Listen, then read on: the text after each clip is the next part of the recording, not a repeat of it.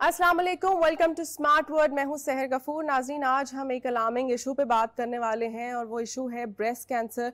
पूरी दुनिया में बहुत सारी ऐसी ख़वातीन हैं जो इस कैंसर से डायग्नोज हो रही हैं और पाकिस्तान की अगर बात करें तो पाकिस्तान में भी बहुत सारी ख़वातीन को ये कैंसर हो रहा है।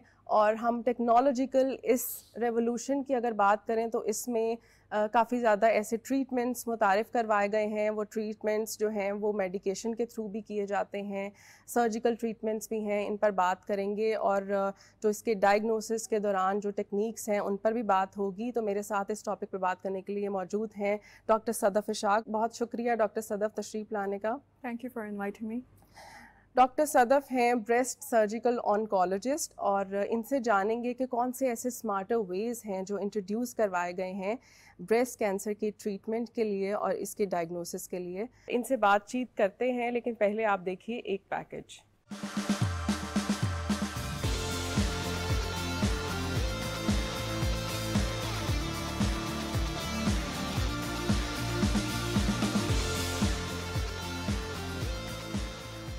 छाती का सरतान दुनिया भर की खवातीन में सबसे ज्यादा पाया जाने वाला सरतान है। इसका जल्दी पता चलाना और बरवक्त इलाज करना बहुत जरूरी है।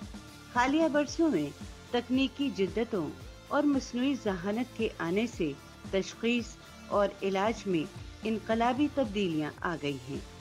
टेक्नोलॉजी के जरिए नई तकनीकें मुतारिफ करवाई गई हैं, जिनसे मर्ज की अल्ट्रासाउंड, बायोप्सी, MRI और मेमोग्राफी पहले के मुकाबले में ज़्यादा वाज़ेह और दुरुस्त नताइज फराहम कर सकती है।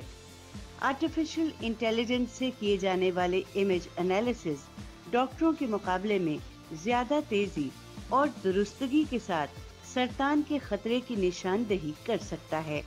पर्सनलाइज्ड मेडिसिन का इस्तेमाल बढ़ता जा रहा है। इसके ज़रिए हर मरीजा के जिनियाती प्रोफाइल के मुताबिक इलाज तजवीज़ किया जाता है, जिससे इलाज की कामयाबी के इम्कानात बढ़ जाते हैं।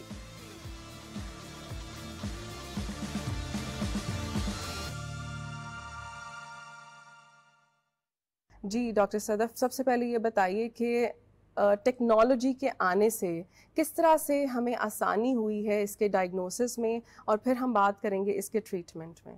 Breast cancer is very common. WHO के मुताबिक सबसे ज़्यादा दुनिया में जो मोस्ट कॉमन कैंसर है वो ब्रेस्ट कैंसर है, और पाकिस्तान में कैंसर बहुत ज़्यादा है। क्योंकि हमारे मुल्क में कोई स्क्रीनिंग प्रोग्राम नहीं है, इसलिए ख़वातीन जो हैं लेटर स्टेजेस में आती हैं। अगर ब्रेस्ट कैंसर बहुत कॉमन है तो ये एक ऐसा वाहिद कैंसर है जिसमें इतने एडवांस ट्रीटमेंट्स हैं और ऐसी ड्रग्स हैं जिससे ये आपको कैंसर सर्वाइवर्स भी बहुत ज़्यादा नज़र आएंगे। तो जो डेथ होती है वो बैड बायोलॉजी या लेट डायग्नोसिस की वजह से होती है। तो डायग्नोसिस में they are the screening methods, advance screening methods, advance drugs are there जो पूरी दुनिया में हैं और पाकिस्तान में भी आ रही हैं। और पेशेंट्स को अवेयरनेस होनी चाहिए कि अब जो है अगर उन्हें कैंसर डायग्नोज होता है और अर्ली स्टेज पर डायग्नोज होता है तो उनकी ब्रेस्ट रिमूव नहीं होगी, उनकी सर्जरी मुश्किल नहीं है, उनका इलाज मुश्किल नहीं है। तो हमें पेशेंट्स को ये ज़रूर बताना चाहिए। अगर हम लोग आजकल के कटिंग एज सॉल्यूशंस की बात करें, जो टेक्नोलॉजिकल सॉल्यूशंस हैं लाइक जीनोमिक प्रोफाइलिंग, उससे पर्सनलाइज्ड जो ट्रीटमेंट है वो किस तरह से इनेबल हुआ है? अब अगर हम कैंसर की डेफिनेशन को देखें तो वो बिल्कुल चेंज हो गई है। कैंसर क्या है? हम एज अ साइंटिस्ट अब जब कैंसर को देखते हैं तो हम ये देखते हैं कि हम एक DNA के साथ, सब हमारा सेल है और सेल के अंदर एक DNA है और DNA के अंदर एक जेनेटिक कोड है। कोई भी अगर कोई ऑल्ट्रेशन, कोई म्यूटेशन, कोई तब्दीली उस जेनेटिक कोड को, कोई डैमेज पहुंचता है तो वो कैंसर एबनॉर्मली ग्रो करते हैं और वो कैंसर की शक्ल लेते हैं। तो अब ट्रीटमेंट्स का जो पहले सोचा जाता था कि कैंसर का इलाज सर्जरी है या कैंसर का इलाज दवाइयाँ हैं, अब हम ये देखते हैं कि कैंसर की क्या टाइप है, उसका क्या जेनेटिक मेकअप क्या चेंज हुआ है, और उन म्यूटेशंस को, उन ऑल्ट्रेशंस को हम टारगेट करते हैं। और जब हम उनका ट्रीटमेंट करते हैं तो ऐसे पेशेंट्स का ट्रीटमेंट भी आसान होता है, प्रोग्नोसिस भी होता है, वो सर्वाइवल बेनिफिट्स भी उन्हें होते हैं। तो इसमें there is NGS, that is next generation sequencing, which tells us all about कि इस पेशेंट में कहाँ पे इसके ट्यूमर सेल्स, जब हम बायोप्सी लेते हैं और उसकी बायोप्सी को हम देखते हैं तो हम कहीं से भी अंदाज़ा लगा सकते हैं कि वो क्या ऐसी चीज़ें थीं जिसकी वजह से ये सेल्स कैंसर में तब्दील हुआ। और जब हमें ये पता चल जाता है तो हम उस ऐसी दवाइयाँ ईजाद हो गई हैं जिनसे हम वो टारगेट कर सकते हैं। इसलिए अब कीमोथेरेपी और टारगेटेड थेरेपी में भी बहुत ज़्यादा रेवोल्यूशन आ गया है। अब उस तरह की डैमेजिंग किस्म की जिसमें आपके हेल्दी सेल्स भी चले जाते हैं, उस तरह की नहीं है। साथ जीनोमिक टेस्टिंग में आपको ऑन्कोटाइप DX भी होता है। जैसे आप देखेंगे कि ब्रेस्ट के पेशेंट्स जब कैंसर डायग्नोज होता है तो आपके पास इतने डरे होते हैं कि क्या हमें कैंसर डायग्नोज हो गया तो हमें कीमो लगेगी, और हमें कीमो लगेगी तो हमारे तो बाल उतर जाएंगे या हमें इसके साइड इफेक्ट्स हैं, तो they are very scared of chemo. itself is quite painful. तो उसमें ऑन्कोटाइप DX में अगर आप हार्मोन पॉजिटिव कैंसर हैं और आप अर्ली आए हैं तो अगर वो वाला टेस्ट हो जाए तो उससे हमें पेशेंट्स को हम ये बता सकते हैं कि ये 0 से 100 तक स्कोर होता है, और अगर 16 से नीचे स्कोर है तो ऐसे पेशेंट्स में कीमोथेरेपी देने का उन्हें कोई ख़ास फ़ायदा नहीं होता। तो हम उन पेशेंट्स को बता सकते हैं कि आपको कीमो की ज़रूरत नहीं है विद कॉन्फिडेंस, और अगर आपको कीमो नहीं भी लगती तो आपका कैंसर वापस आने का खतरा नहीं है। और जिन पेशेंट्स में ऑन्कोटाइप DX ज़्यादा होता है तो उनको हम कहते हैं कि आपको कीमो की बहुत ज़्यादा ज़रूरत है, नहीं तो आपका कैंसर वापस आ जाएगा। तो you can tailor the treatment of the cancer, आप पेशेंट को बता सकते हैं। इसके अलावा आपने देखा कि 15% of the cancers are due to genetic inheritance, कि वो मदर से या फादर से या किसी वजह से भी आते हैं।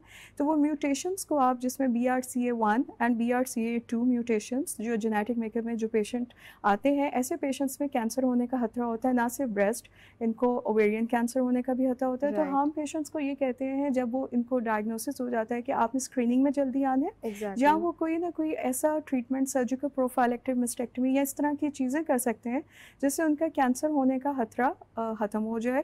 तो दीज आर द थिंग्स जो हम उन्हें हेल्प कर सकते हैं। इसी तरह जीनोमिक टेस्टिंग और जेनेटिक टेस्टिंग्स पे हम ये भी कर सकते हैं कि अगर किसी को कैंसर ट्रीटमेंट रेजिस्टेंस होती है, अगर वो ठीक ही नहीं हो रहा है मेटास्टेसिस, तो हम बहुत सी दवाइयाँ बदल के उन्हें दे सकते हैं। इसलिए इसमें बहुत ज़्यादा रेवोल्यूशनाइज हो गया है ट्रीटमेंट, एंड जिसकी वजह से कैंसर का इलाज अब आसान है। And the technique is quite personalized. Like you said कि वो person to person, patient to patient vary करता है। उनके genes different होते हैं, उनके genetic makeup, genomic, उनके changes different हैं। तो उनमें जिस तरह एक आम कीमोथेरेपी में तो आपके healthy cells भी जा रहे हैं, तो अब हम targeted therapies देते हैं जिसमें उनकी वैसे quality of life वैसे ही रहती है और वो बेहतर होते हैं। Right. प्रोटोन थेरेपी की अगर बात करें या एडवांस्ड रेडिएशन टेक्निक्स को अगर देखें तो वो किस तरह से फ़ायदेमंद है ब्रेस्ट कैंसर के ट्रीटमेंट के लिए? इसमें अगर हम थोड़ी सी हिस्ट्री से चलें कि जैसे पेशेंट को ब्रेस्ट कैंसर डायग्नोज हुआ है, बायोप्सी से, मेमो और अल्ट्रासाउंड से हमें पता चला है कि कहाँ पे है, तो अब ऐसी डिफरेंट टेक्निक्स आ गई हैं कि हम कीमो से उसको कंट्रोल करते हैं और फिर हम सर्जरी करते हैं। Then radiation therapy is a part of the cancer treatment, जिसमें कुछ भी माइक्रोस्कोपिक लेवल पे अगर सेल्स भी हैं तो हम उन्हें रेडिएशन के ज़रिए ख़त्म करने की कोशिश करते हैं। ऐसे कैंसर पेशेंट का वापस आने में उसके रेट्स कम हो जाते हैं। तो proton therapy is a new kind of technique जिसमें हम प्रोटॉन्स यूज़ करते हैं इंस्टेड ऑफ द रेडिएशंस, और वो बिल्कुल टारगेटेड होते हैं। लाइक रेडिएशन में अगर आप देखें तो रेडिएशन में भी डिफरेंट मशीन्स अब एडवांस हो गई हैं, like intensity modulated radiation therapy के इंस्टेड के पूरी ब्रेस्ट चल जाएं, तो वो ऐसी अब मशीन्स हैं जिससे सिर्फ उस हिस्से में रेडिएशन मिलती है जहाँ पे कैंसर कैविटी होती है या कैंसर सेल्स होते हैं। और प्रोटीन थेरेपी तो उससे भी ज़्यादा एडवांस है कि जिसमें से प्रोटॉन्स जो होते हैं, प्रोटॉन सिर्फ उस जगह पे जाते हैं जहाँ पे वो कैंसर होता है, कैंसर क्या, और उन्हीं सेल्स को डैमेज करते हैं जो कैंसर का वजह बनती हैं उस एरिया को। और इस तरह जो रेडिएशन की वजह से जो लंग्स में डैमेज होता है या जो हार्ट में डैमेज हो सकता है, वो साइड इफ़ेक्ट्स कम होते हैं। तो पेशेंट्स को फ्यूचर में जो लॉन्ग टर्म साइड इफ़ेक्ट्स हैं वो नहीं होते। तो proton therapy is a kind of advancement from the radiation therapy again, and it's practiced in developed countries and in Pakistan. I think बहुत ज़्यादा एडवोकेट करने की ज़रूरत है कि हम रेडिएशंस की भी एडवांस मशीन्स को लेके आएँ जिससे पेशेंट्स की ट्रीटमेंट हो जाता है। ब्रेस्ट कैंसर सर्जरी हो जाती है लेकिन ब्रेस्ट बर्न हो जाती है and there quality of life is affected, और या उनको ऐसे साइड इफ़ेक्ट्स होते हैं जैसे उनको लंग्स का या हार्ट की डिजीज़ हो जाती है, तो दूसरे ऑर्गन्स अफेक्ट होते हैं उससे। पेशेंट्स यूजुअली बहुत स्केप्टिकल होते हैं कि हम अगर डॉक्टर के पास जाएंगे, अगर हम ट्रीटमेंट करवाएंगे तो पता नहीं क्या हो जाएगा। एक टर्मिनोलॉजी है इन्वेसिव सर्जिकल ट्रीटमेंट, उसके बारे में बताइए कि क्या ऐसी भी सर्जरीज़ हैं जो बहुत ही माइनर वे में उनको कर दिया जाए और वो जो एक कैविटी है वो रिमूव हो सकती है? ब्रेस्ट कैंसर इतना ज़्यादा एडवांस हो गया है और इस पे इतनी ज़्यादा तहकीक की गई है कि हमें पता है कि मोलेकुलर लेवल पे कहाँ पे चेंजेस हैं। तो इसकी अब अगर हम किसी भी कैंसर के ट्रीटमेंट में देखें तो उसमें surgery is not the main thing. Biology of the cancer क्या है, वो किस किस्म का कैंसर है, वो कितना एग्रेसिव है, वो कितना फैलने वाला है, और उसमें जो ड्रग्स हमने दी हैं उसने उसको किस तरह रिस्पॉन्स किया है। तो और उसके बाद radiation is the part of that thing. तो उसमें सर्जरी में अब जो पहले ज़माने में जिस तरह कैंसर की ट्रीटमेंट शुरू हुआ था कि ब्रेस्ट के चेस्ट वॉल के भी मसल्स निकाल देते थे, अब इस तरह ज़रूरत नहीं है। अभी भी हमें बहुत से लोगों पे, पाकिस्तान के माइंडसेट में लोगों से ये मुझे स्ट्रगल करनी पड़ती है कि आपकी ब्रेस्ट रिमूव करने से आपका सर्वाइवल ज़्यादा अच्छा नहीं होगा। तो ये एक मिसकॉन्सेप्ट है जो हमें ठीक करना है, क्योंकि अब इस तरह की टेक्निक्स आ गई हैं जिसमें हम एक क्लिप रख देते हैं कैंसर के लंप में और मेडिसिन के साथ वो बिल्कुल श्रिंक हो जाता है कैंसर। इवन समटाइम्स कैंसर ना ही हमें अल्ट्रासाउंड और रेडियोलॉजिकली मिलता है, ना ही हमें वो बाद में निकालने के बाद मिलता है, क्योंकि अगर एक 4 सेंटीमीटर की गिल्टी है और वो 4 मिलीमीटर की हो जाती है तो ऐसी सर्जरी जिसमें उनका प्लास्टिक सर्जरी टेक्निक्स हैं तो उनको निकालना आसान है। इवन अगर एक्जिला में अब इस तरह की टेक्निक्स आ गई हैं जिसमें सेंटिनल लिम्फ नोड बायोप्सी या कोई उसके ज़रिए आप इंजेक्शन देते हैं और वो कैंसर के फर्स्ट लिम्फ नोड्स जिसमें अगर कैंसर नहीं है तो उनको हमें सर्जरी करने की ज़रूरत नहीं होती, क्योंकि इससे मरीज़ को फ़ायदा नहीं होगा। इसी तरह अगर और एडवांस टेक्निक्स की हम बात करें तो इसमें अगर आपने ट्यूमर लोकलाइज करना है तो इलेक्ट्रोमैग्नेटिक नेविगेशन है, जिससे एक सीट के बराबर हम एक उसमें डाल देते हैं लंप में और उसके बाद सर्जन स्पेसिफिकली उसी जगह पे जाता है जहाँ पे कैंसर होता है, तो वो नॉर्मल ब्रेस्ट टिश्यू को डैमेज नहीं करता, क्योंकि इससे कोई फ़र्क नहीं पड़ता कि अगर आप नॉर्मल ब्रेस्ट टिश्यू को नहीं निकालते तो आपसे वो कैंसर के सेल्स को निकालते हैं तो पेशेंट के सर्वाइवल में कोई फ़र्क नहीं पड़ेगा। और इसके अलावा अब तो रोबोटिक सर्जरीज भी चाइना में, दुबई में और सिंगापुर में यूज़ हो गई हैं, जिसमें आप रोबोटिकली जाते हैं। इससे पेशेंट की क्विक रिकवरी भी होती है और सर्जन्स भी के लिए भी आसान है कि they can operate without any tiredness. Right, before we move towards the next question, हम एक छोटी सी ब्रेक लेते हैं। जी नाजरीन, मिलते हैं एक ब्रेक के बाद।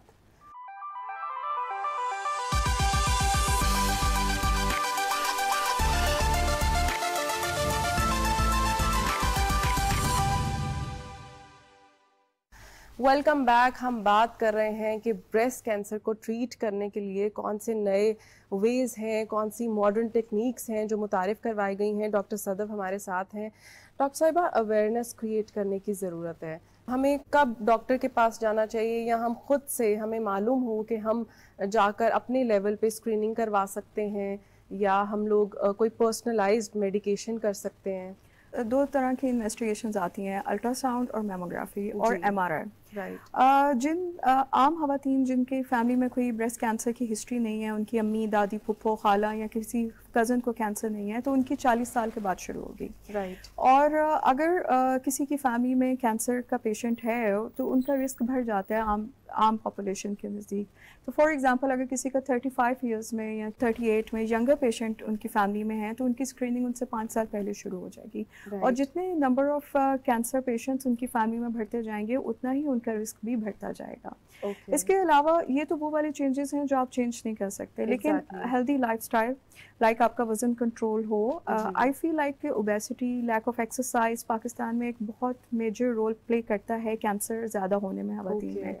तो आपका वज़न कंट्रोल है, फजूल में आप फर्टिलिटी ट्रीटमेंट्स मत कराएं, हार्मोनल इंटेक ना लें, अपने बच्चों को फीड करवाएं। और because this is very important, I am glad कि आपने ये बिल्कुल कोट किया ये बात। लोगों के अंदर ये बहुत बड़ा कंसर्न है, वज़न बढ़ रहा है ख़वातीन में, और पहला जो शक होता है उनको लगता है कि they are going through some hormonal changes and stuff. So this is one of the concerns कि हमें इसके बारे में भी सोचना चाहिए। This could be one of the symptoms. क्योंकि इन्फ्लेमेटरी स्टेट में चली जाती हैं, वज़न ज़्यादा होना, मोटापा, ओबेसिटी, ये सारी चीज़ें, एक lack of exercise, there is a research कि जो ख़वातीन एक्सरसाइज करती हैं उनमें कैंसर उन ख़वातीन के नज़दीक जो एक्सरसाइज नहीं करती 30% लेस रिस्क होता है। और अपनी डाइट आप क्या कंज्यूम कर रहे हैं, जैसे कैंसर के लंप में दर्द नहीं होती, तो फीमेल से कि अगर मैं बहुत से अपने प्रैक्टिस में पेशेंट से पूछूंगी कि आपको गिल्टी है तो आप क्यों नहीं डॉक्टर के पास आई, तो कहती है हमें दर्द नहीं हुई थी इसलिए नहीं आए। तो ज़रूरी नहीं है कि जिस गिल्टी में दर्द ना हो उसके लिए आपने डॉक्टर के पास नहीं जाना। आपको कोई भी चेंज फील होता है, हम एक हाई प्रेवलेंट एरिया है, आपने डॉक्टर के पास जाना है और बायोप्सी भी करानी है, अल्ट्रासाउंड और बायोप्सी से भी नहीं डरना। राइट। मॉडर्न टेक्नोलॉजिकल जो टेक्निक्स हैं उसमें वेरेबल डिवाइसेस का भी एक काफ़ी रोल है। आजकल लोग जो वॉचेस पहनते हैं उससे उनको अपनी हार्ट बीट के बारे में पता चल जाता है, हार्ट रेट का एंड डिफरेंट चीज़ों के बारे में वो जान सकते हैं। आप क्या समझती हैं, क्या ब्रेस्ट कैंसर को डायग्नोज करने में या उनके सिम्टम्स के बारे में पता लगाने के लिए ये वेरेबल डिवाइसेस काम दे रही हैं? वेरेबल डिवाइसेस आपका हार्ट रेट, आपकी कार्डियक हेल्थ, इवन आपका ब्लड प्रेशर भी बताती हैं। और ये इससे ये फ़ायदा होगा कि अगर कोई पेशेंट कीमोथेरेपी या टारगेटेड थेरेपी में जा रहा है तो एआई के एल्गोरिथम्स होते हैं, आपका डॉक्टर के साथ कनेक्शन होते हैं, we can see through that कि एक पेशेंट को कोई कार्डियक साइड इफ़ेक्ट्स तो नहीं हो रहे हैं, उसके एरिदमियास तो नहीं मेडिसिन के साइड इफ़ेक्ट्स के साथ चलने लगे। तो डेफिनेटली इन वेयरेबल गैजेट्स का फ़ायदा तो है। उसके साथ हम एआई को भी यूज़ करके हम देख सकते हैं, हम प्रिडिक्ट कर सकते हैं कि इस मेडिसिन का ये साइड इफ़ेक्ट हो रहा है, या हम इंटरवीन कर सकते हैं उससे पहले कि पेशेंट को कोई सिम्टम्स आए। तो they are definitely on the horizon. Doctor Sadaf, ये बताइए कि क्रिस्पर टेक्नोलॉजी है एक, ये किस तरह से काम करती है? इसके ज़रिए हम किस तरह से जीन्स को ट्रीट कर सकते हैं ताकि आने वाली जनरेशन्स जो हैं वो इसके जो एक इविल है ब्रेस्ट कैंसर की उससे बच सकें? जेनेटिक मेकअप में कोई भी ऑल्ट्रेशंस, म्यूटेशंस, उनका अगर कोई उनको डैमेज होता है तो उस वजह से कैंसर ग्रो करता है। CRISPR technology is under a lot of research and study and it will be more in the coming years. ये फ्यूचर की एक टेक्निक है जिसमें आप जेनेटिक चेंजेस को, म्यूटेशंस को एडिट कर सकते हैं, उन्हें ठीक कर सकते हैं। तो इस तरह वो कैंसर एबनॉर्मल ग्रोथ्स को हम कंट्रोल कर सकते हैं और that's something in the future we are looking forward to. And how the nanotechnology is actually working in this field? जिस तरह प्रोटॉन थेरेपी की हमने बात की कि उसमें बिल्कुल कैंसर कैविटी के पास जाके आपकी रेडिएशंस या प्रोटॉन्स की वो उसको कंट्रोल करते हैं। Nano therapy is also a kind of drug delivery system जिसमें आप कैंसर की जो कीमो मेडिसिन टारगेटेड थेरेपी है वो एबनॉर्मल सेल्स को नहीं, दे आर डिज़ाइंड इन अ वे कि वो बिल्कुल कैंसर सेल्स पे जाके सेलुलर लेवल्स पे उसको ट्रीट करते हैं। उससे मेडिसिन की डोज, थेराप्यूटिक डोज कम हो जाती है, साइड इफ़ेक्ट्स कम हो जाते हैं and we make sure that कि वो कैंसर की जो मेडिसिन है वो पे सेल्स तक पहुँचे और हेल्दी सेल्स डैमेज ना हो। डॉक्टर्स आजकल बहुत ही कटिंग एज सॉल्यूशंस इस्तेमाल कर रहे हैं जैसे AR, VR, उसके थ्रू आप कहीं पे भी बैठकर कोई भी जो सर्जरी है वो कंडक्ट कर सकते हैं। तो इसके बारे में बताइए कि जो टेक्नोलॉजिकल रेवोल्यूशन में वर्चुअल रियलिटी है, ऑगमेंटेड रियलिटी है, इसको किस तरह से डॉक्टर्स इस्तेमाल कर रहे हैं एंड पर्टिकुलरली जो ऑन्कोलॉजिस्ट्स हैं and specifically if you talk about breast cancer, तो क्या इसके कोई एप्लीकेशंस आप देखती हैं आजकल के दौर में? यहाँ पे तो पेशेंट को डायग्नोस करना, स्क्रीनिंग पे और अर्ली डिटेक्शन की तरफ लाना ही एक मरहला है। लेकिन इन फ्यूचर में I think when the things will be better तो हम पेशेंट्स को अर्ली डिटेक्ट करेंगे। आपके पास स्पेशलाइज्ड डॉक्टर्स कम हैं, आपके पास बहुत ज़्यादा रेडियोलॉजिस्ट नहीं है, पैथोलॉजिस्ट नहीं है, लेकिन पेशेंट हमारे बहुत ज़्यादा है। तो उसको पे हम हेल्प कर सकते हैं। जिस तरह AI बहुत हेल्प करता है, जिस तरह अब एक अल्ट्रासाउंड प्रोब्स हैं और अगर आप उसे मोबाइल के साथ अटैच करते हैं तो ज़रूरी नहीं है कि वहाँ पे रेडियोलॉजिस्ट हो जो उसको पिक करे। अगर आपकी मशीन को आपने डेटा और मशीन लर्निंग अच्छी है और उसमें अच्छा डेटा इनपुट किया हुआ है तो एक आम इंसान भी अगर वो ब्रेस्ट पे या एब्डोमिनल अल्ट्रासाउंड या ब्रेस्ट की अल्ट्रासाउंड उस प्रोब के थ्रू करता है तो AI will be able to detect कि इसमें कोई कैंसरस है, इसमें कोई ऐसी चीज़ है, and then the healthcare worker over there, they can talk with किसी भी अच्छे डॉक्टर को कि ये पेशेंट जो है I think is something is wrong with their breast ultrasound, तो I am referring that patient. तो हम इसके बजाय कि वो पेशेंट्स जो हम तक पहुंचते नहीं हैं वो पेशेंट हमारे पास जल्दी आएगा और स्पेशलाइज्ड सेंटर्स में ट्रीट हो सकते हैं। इसके अलावा बहुत से अगर पेशेंट कीमोथेरेपी या इस तरह के ट्रीटमेंट्स में चल रहे हैं तो एआई के थ्रू या टेलीमेडिसिन या ये मोबाइल ऐप्स के through we can connect to them at their home, और अगर उन्हें कोई सवाल पूछना है तो उन्हें बहुत ज़्यादा ट्रैवल करने की ज़रूरत नहीं पड़ेगी। तो this makes all everything a good quality of care for the patients and a good surveillance. तो इन चीज़ों का बहुत ज़्यादा रोल है, इन्हें एडवोकेट करना चाहिए। They are going to help you. They are not going to time भी आपका सेव हो सकता है कंसल्टेंट के लिए भी और पेशेंट के लिए भी, क्योंकि वो उसके दिमाग में बहुत सारी चीज़ें चल रही होती हैं। लिक्विड बायोप्सी की अगर बात करें, अर्ली डिटेक्शन में ये किस तरह से काम आ रही है? इसमें आप ब्लड लें पेशेंट का और उसमें आपको सर्कुलेटिंग ट्यूमर सेल्स या सर्कुलेटिंग ट्यूमर डीएनए मिल जाता है, और उसके ये होता है कि अगर कैंसर पेशेंट्स हैं तो उसमें ट्यूमर सेल्स ज़्यादा होंगे सर्कुलेटिंग। अगर हम उनकी मेडिसिन या टारगेटेड थेरेपी शुरू करते हैं तो उनके ट्यूमर सेल्स कम हो जाएंगे। तो ये एक मार्कर है, इट्स अ प्रोग्नोस्टिक मार्कर कि, और अगर वो नहीं उस मेडिसिन से होते तो हमारे पास टाइम होता है कि we can change the medicine कि ये रेजिस्टेंस शो कर रही है। इसके अलावा बहुत liquid biopsies can help in detection of the recurrence, like अगर एक पेशेंट है उसका ट्रीटमेंट हो गया है और उसके रैंडम में उसके और कहीं पे बोन्स में आपको कहीं कैंसर नहीं लग रहा लेकिन सर्कुलेटिंग ट्यूमर सेल्स ज़्यादा होने लग गए हैं, तो उसमें हम जल्दी पेशेंट को पिक कर सकते हैं कि इसमें मेटास्टेसिस का चांस ज़्यादा है होने का। तो they are helping in early detection of the recurrence also, तो they have a remarkable role. Imaging के हवाले से बात करें, इमेजिंग एनालिसिस वो किस तरह से काम दे रहा है और एआई की क्या इनकॉर्पोरेशन है इसमें? AI is developing now. It's every day AI is progressing. AI is as good as the kind of data you put in. AI अगर बहुत ज़्यादा अच्छा भी है, अगर बहुत अच्छा डेटा देते हैं आप, डिफरेंट हर किस्म के उसमें आप डेटा को फीड करते हैं, different ethnicities, every kind of thing, तो वो उतना ही ज़्यादा अच्छा रिजल्ट। लेकिन अगर आप एक बैड डेटा देते हैं तो वो AI कैन मिसगाइड यू। तो it is going to support the treatment, support you and to do make your job easier.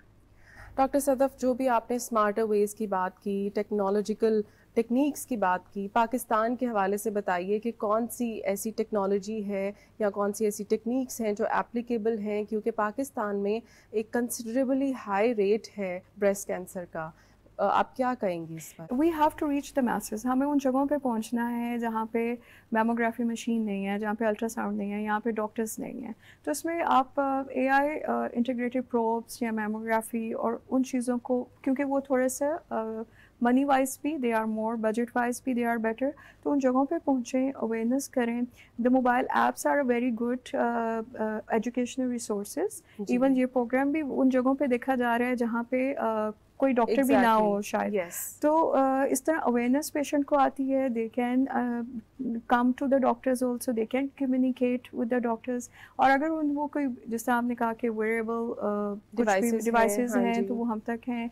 Telemedicine, this is very good. Patient and there are particular mobile apps जो बिल्कुल एक wearable device का ही काम करती है। आपकी heart rate, आपकी heart beat, या आप उससे इंस्टेंट क्वायरीज आप उससे ले सकते हैं। आपके जो सिम्टम्स हैं, आपको समझ नहीं आ रही क्या हो सकता है, you can get the instant answers. बहुत शुक्रिया तशरीफ़ लाने का डॉक्टर साहिबा, और आपकी इंसाइट से, आपकी इन्फॉर्मेशन से हमारे जो ऑडियंस हैं, हमारे जो देखने वाले लोग हैं, उनको बहुत इन्फॉर्मेशन मिली होगी। आई होप कि जो हमारी यंग ख़वातीन हैं उनको भी इस चीज़ की अवेयरनेस मिली होगी कि उनको एक अर्ली डायग्नोसिस की ज़रूरत है, उनको ज़रूर स्क्रीनिंग के प्रोसेस से गुज़रना चाहिए, मैमोग्राफी की तरफ आना चाहिए। जी नाज़रीन, हमने देखा कि टेक्नोलॉजी के आने से, स्मार्टर ट्रेंड्स के आने से ब्रेस्ट कैंसर का जो ट्रीटमेंट है उसका अर्ली डायग्नोसिस कितना आसान हो गया है। आई होप कि ये सब चीज़ें अडॉप्ट करने से हम जो एक हाई रेट है जो ख़वातीन इसका शिकार हो रही हैं, वो रेट को हम कम कर सकते हैं, हम अर्ली डिटेक्ट कर सकते हैं इस इविल को।